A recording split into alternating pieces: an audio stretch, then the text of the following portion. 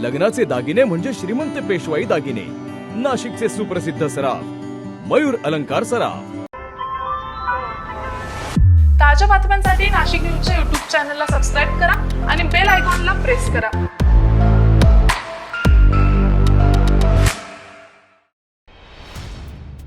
नाशिकमध्ये भोंदूगिरी प्रकरणातील अशोक खरात याची SIT कडून चौकशी पूर्ण झाली असून आज त्याची पोलीस कोठडी संपत असून त्यामुळे कोर्टात हजर करण्यापूर्वी त्याला वैद्यकीय तपासणीसाठी जिल्हा रुग्णालयात नेण्यात आले।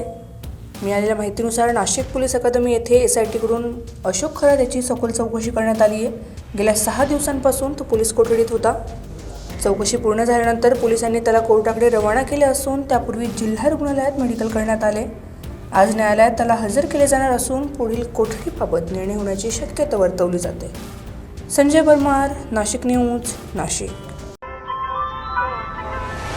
ताज्या बातम्यांसाठी नाशिक न्यूजच्या YouTube चॅनलला सबस्क्राईब करा आणि बेल आयकॉनला प्रेस करा।